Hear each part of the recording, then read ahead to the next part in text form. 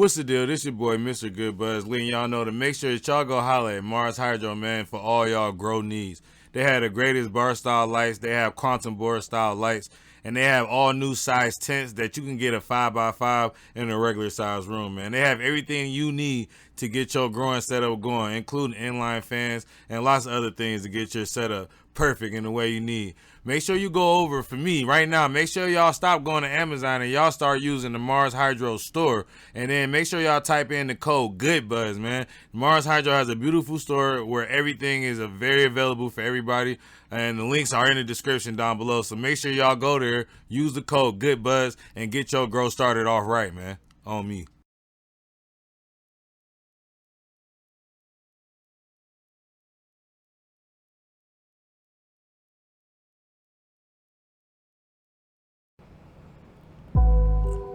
Okay.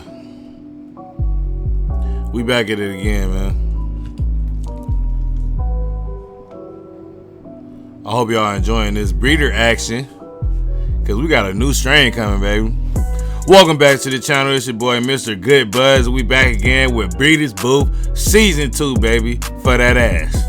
And we on flower weeks 2 and 3, man. This is the exciting part, man. It's time to get the shit done, man. Let's get it.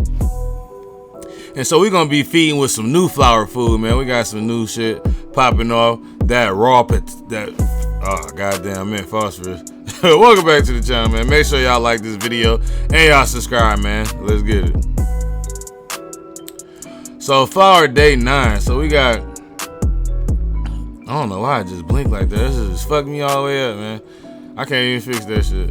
We on flower day 9, man. Something just happened to my transition as we transition off the intro to the main screen. And I'm gonna have to figure out what the fuck just happened. We started using DaVinci Resolve, man, so we're using a different editing program now. I don't know if y'all can tell the difference of how clean and pretty this shit look. But we back with these OG cushions and these blueberry runts, and we getting ready to pollinate some shit. The blueberry runts and the OG kush right now, we've chained them up under the scrog net, and we just gonna let them go. We not gonna pollinate. I believe I didn't pollinate until about day 35 or day 38 of flower. So we want to have some decent developed buds with pistils fully developed. As you can see, I did put ties, green ties over the plants, over the tops I plan on pollinating. So we got 2 tops over here on the blueberry side, and then I got 1 top over here on the OG kush side, in which we gonna pollinate even more, because that's gonna be an entire strain hunt. So we're gonna be getting as much seeds from that one branch as possible. Well, I could have did 2 branches, but I decided to only do 1 and pollinated more. Day 13, then I picked 2 branches of the blueberry and pollinated the less. That don't make no damn sense. What do I be thinking? But that's what we decided to do, man. So we got these plants. I don't know if y'all can tell, but how evenly the canopy is growing with this OG and this blueberry, and how bushy, man. It's so deep in here and dense in here. It's about to be very deep in here. We got to have some beautiful buds. I ain't gonna lie, I'm in here right now. We in week 10 flower in real life, and the smell is so strong. I turn off the air conditioner and it start getting hot. I don't know if y'all turn off the AC and shit when y'all, like, I'm recording, so I gotta turn off all the sounds in the building, and the weeds just start getting hot and it just start getting loud. And right now it smell like straight up blueberries and gas, nigga, in this bitch right now. And so this stuff is turning out really fucking good, man. And the even canopy, I was really surprised by how even the canopy started to turn out. And even though these strains are completely different, they worked very, very well together, which is one of the reasons why I chose to go ahead and breed these 2 together. And so we're just gonna pay attention to these and keep an eye on them. We ain't gonna be pollinating until around week 4 or 5.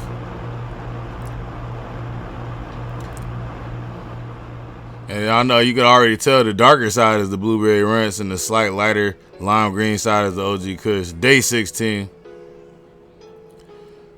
And so this thing is gonna be a monster trying to defoliate in here. Look at all these fan leaves and look at this bushiness going here. It's crazy how we got it to train like this up under the scrog net. Like, these 4 plants were not even like they weren't even that bushy when I put them up under the scrog net.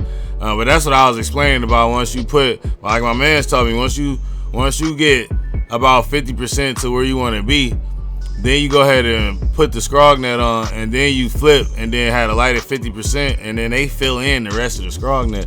When I flipped these into this scrog, they was not this deep, and like it completely filled up the entire scrog net. Like I actually had to adjust a lot of these. Some of these were getting just too tall, so I had to go ahead and train them up under the scrog again just to lower their height down a little bit. And if y'all didn't already know, if y'all watched that other video with the Olive Garden raised garden bed, those 2 giant plants was blueberry runts and OG Kush. And so we had the hawk runts outside, but it ended up dying. I shouldn't even told y'all that shit, man. Fuck! I just revealed something that was on the Patreon only. I should edit that shit out, but it's alright. I'm gonna let y'all know. But y'all don't know how it died. Y'all know what the fuck happened. So y'all better go ahead over to Patreon and holler at that Patreon. Man, the plants we got outside are monsters, boy. I'm talking about they monsters. Way bigger than me. Way taller than me. Like the video y'all saw was a couple weeks ago. Like that shit's tall, bro. And you already know once we flipping the flower, we doubling in height. So we up underneath that Mars Hydro SC 3000 going ape shit up under that.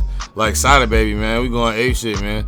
Come on down here and we gonna start using this raw potassium. So I actually fed late once again. My man's asked me like, how the fuck do I run into deficiencies? Because I be fucking up, bro. I don't be feeding my plants when I'm supposed to feed them, bro. That's how, dog. Yes, I know deficiencies in my plants. I know the plants, and I understand the nutrients, the NPK, the nitrogen, the phosphorus, and the potassium, bro. I understand all that shit, bro. What I'm trying to explain to y'all is that I am my own error. I be fucking up. I usually feed the plants during flower on flower day 1.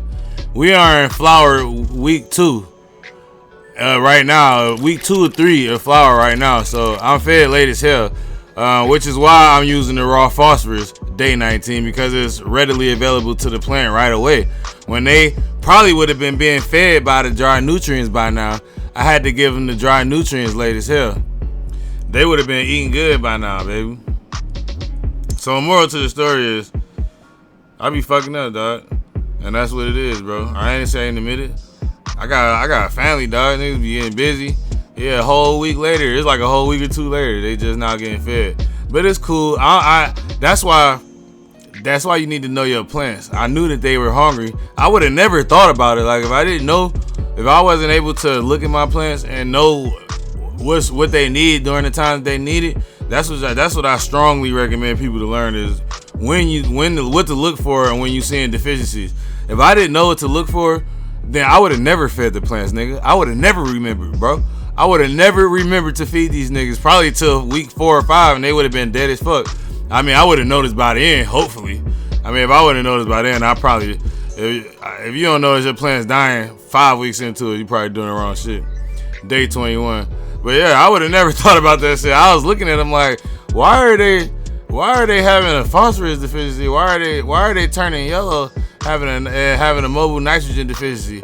Because I never fed them. One thing about when you flip the plants into flower is that the first 2 weeks of flower, they need nitrogen a lot. So, especially the OG, I'm telling you, y'all know that from the first grow. When you flip, especially with the OG, when you flip in the flower during that first 2 weeks, if into that second week they start to turn yellow at the bottom going up, that's nitrogen, dog. They still need nitrogen during flower. A lot during those first 2 weeks. That's like super veg, bro. During the first 2 weeks of flower is like super veg. They need a shit ton of nitrogen during that time. So I noticed that, and I'm like, damn, they hungry. Oh yeah, I didn't even feed them. Dumbass, man. I didn't even feed their ass. I was so excited thinking about breeding, man. But appreciate y'all, man. We out, man. The video is over, man. Make sure y'all comment down below. Y'all like and sub and holler at the Munchies, man. I got some fire, and we did turn it up to 75% after the stretch was over. That's it.